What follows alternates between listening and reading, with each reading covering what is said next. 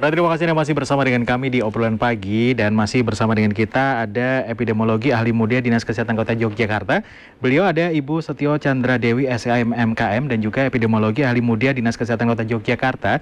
Beliau ada Ibu Dwi Ana Sulistiani SKM. Tema kita kewaspadaan terhadap potensi penyakit wabah. Tadi banyak dijelaskan ya terkait dengan bagaimana kita harus melakukan pola hidup sehat agar kita terhindar nih dari beberapa penyakit yang memang sekarang lagi dipantau oleh Dinas Kesehatan ya. Baik, Bu Ana ya, tadi sempat dijelaskan terkait dengan sebenarnya masyarakat tuh takut ya datang ke fasilitas kesehatan ya, takut terkait dengan nanti penyakitnya malah lebih banyak yang diketahui kayak gitu. Ini menjadi salah satu tantangan juga dari Dinas Kesehatan ya untuk bisa menggali informasi dari masyarakatnya. Nah, nih apa yang harus dilakukan oleh masyarakat nih kalau misalnya sudah mengalami gejala-gejala yang mungkin sudah diinformasikan dari Dinas Kesehatan nih? Ya, jadi untuk peran aktif masyarakat yang kita harapkan itu memang begitu ngerasa sesuatu yang berbeda di tubuhnya ya, istilahnya dia merasa ada gejala-gejala yang apapun gejalanya itu yang kira-kira itu memang mengarah terutama untuk yang penyakit menular, untuk segera diinfokan kepada petugas kami yang ada di puskesmas. Kami kan juga punya petugas surveillance kelurahan istilahnya seperti itu ya. Yang punya jejaring dengan kader. Kalau di wilayah kan masyarakat lebih dekat ke kader kesehatan yang ada di wilayah gitu, atau ke RT setempat seperti itu, nggih. Berarti Jadi informasi yang sudah didapatkan dari masyarakat juga bisa didapatkan dari kader dari atau wilayah surveillance tadi ya. Itu juga informasi dari puskesmas setempat atau bagaimana? Jadi kalau kita itu pemantauan selain dari yang kunjungan pasien ke vaskes, ke puskesmas dan rumah sakit, kita juga memantau berdasarkan kejadian ya. Jadi kita tangkap, misalnya kita mengamati juga yang ada di media-media, seputaran media itu untuk kita konfirmasi kembali di wilayah seperti apa, seperti itu. Termasuk juga ketika kasusnya ini memang dia nggak datang ke vaskes nih, jadi misalnya hanya pengobatan mandiri di rumah, seperti itu, karena itu tadi tidak semua yang pada orang-orang tertentu tidak muncul gejala yang berat sehingga tidak datang ke vaskes, tapi dia potensi menularkan. Dan yang kita takutkan tadi kan kalau menularkan ke orang yang riskan tadi, yang rentan tadi, itu yang akan dampaknya berat tuh di situ. Gitu. Jadi lebih ke ini ya, peran aktif mereka untuk menginformasikan, istilahnya seperti itu, dan ketika sudah sakit juga untuk membatasi diri begitu ya. Baik. Kita ke Ibu Ira ini, Ibu. Tadi juga sempat dijelaskan kalau untuk yang pemantauan itu kan memang sudah digalakan ya dari Dinas Kesehatan, mulai dari puskesmas sampai dengan ke masyarakat tuh ada yang namanya kader gitu ya. Nah, ini kalau untuk ISPA sendiri bagaimana? Apakah juga sama untuk pemantauannya? Tapi memang tadi kan sempat dijelaskan bahwa hanya ada satu puskesmas ya yang untuk pemantauannya sendiri. Ini bagaimana untuk masyarakat luas nih di luar lingkup dari puskesmas yang memang sudah ditetapkan sendiri? Jadi terima kasih Mas Iwan untuk peran kader ya dalam membantu kami, terutama dalam menjaring suspek-suspek tadi untuk bisa kita ketahui, kita lakukan pemeriksaan lanjutan. Teman-teman kader di wilayah itu membantu kami seandainya misalnya ada rumor, oh ini loh ada Bapak A atau siapa yang memang saat ini sedang dalam kondisi bergejala flu seperti itu, kemudian monggo disarankan, diajak untuk mau diperiksa di puskesmas seperti itu. Nah, itu nanti akan kita lakukan pemeriksaan, pengambilan spesimen dan seterusnya untuk kita ketahui dia mengarah ke ILI atau tidak. Nah, teman-teman kader lebih membantu kami dari sisi itunya sih, selain juga kemudian memberikan informasi atau edukasi kepada masyarakat bahwa puskesmas dan Dusun 1 bisa loh untuk kita dilakukan pemeriksaan untuk kita ketahui apakah gejala flu yang kita alami ini mengarah ke ILI atau tidak, seperti itu. Kemudian juga membantu kami juga dalam sosialisasi, terutama kegiatan sosialisasi terkait dengan peningkatan perilaku hidup bersih dan sehat nih. Tadi ada cuci tangan, kemudian memakai masker, kemudian menjaga imun tubuh agar tetap bagus melalui konsumsi makanan bergizi, tidur atau istirahat yang cukup, dan seterusnya. Kemudian olahraga teratur, itu juga salah satu upaya kita untuk meningkatkan sistem imun tubuh. Selain itu juga ini mungkin ya kebiasaan di masyarakat yang mungkin bisa kami sampaikan untuk selalu dijaga itu mengatur sirkulasi udara dalam ruangan. Nah, itu akan penting sekali karena sirkulasi udara yang baik di dalam ruangan itu akan membantu kita untuk kondisi ruangan yang tertutup tanpa ada pergantian udara dan sinar matahari masuk itu kan kondisi yang tidak sehat. Nah, apalagi di dalamnya ada kelompok masyarakat rentan seperti lansia, ibu hamil dan seterusnya. Nah, monggo kebiasaan membuka jendela di pagi hari itu sangat sehat sekali nggih. Nah, itu kebiasaan yang mungkin kalau kita yang pagi berangkat kerja itu kan nggak sempat buka jendela nggih. Kemudian pagi berangkat kerja pulangnya malam apalagi, nah itu kan udara di dalam ruangan kita itu kurang sehat. Nah, monggo kebiasaan untuk membuka jendela di pagi hari agar udara berganti, sirkulasi udara berganti, sinar matahari masuk itu sangat penting sekali.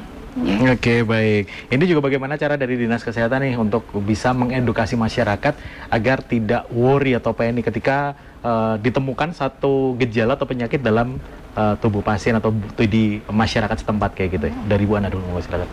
Gimana? Bisa diulangi? Cara mengedukasi dari masyarakat, betul. Kalau misalnya masyarakat sudah ditemukan nih satu wabah yang memang terjadi di satu tempat kayak gitu. Monggo silakan. Itu tadi ya, ketika kita menangkap rumor itu tadi. Rumor kan belum jelas kebenarannya ya, tapi semua informasi yang mengarah itu kita tangkap sebagai rumor, itu akan kita konfirmasi ke wilayah seperti itu. Untuk penanganannya ya itu melalui puskesmas ya, karena yang punya wilayah kerja itu kan paling bawah itu adalah puskesmas itu tadi yang membawahi beberapa kelurahan ya kalau di kota Yogyakarta. Nah, itu mereka yang akan turun. Kita juga dari pemantauan SKDR-nya ini masukkan juga untuk yang misalnya sekarang ini trennya ini untuk yang nanti bagian promosi untuk lebih banyak mengulik atau mempromosikan tentang ini. Untuk pencegahannya seperti apa, seperti itu. Berarti apa yang sedang masyarakat naik begitu ya, itu juga nanti akan diinformasikan kembali ke masyarakat, dan informasi juga terjadi atau diberikan kepada masyarakat itu melalui puskesmas tempat atau memang bisa langsung terjun ke masyarakat juga? Lebih banyak lewat puskesmas nih ya. Jadi memang melalui petugas promosi itu tadi yang akan meneruskan melalui kader-kader juga ya. Seperti itu kita juga himbauan-himbauan melalui media.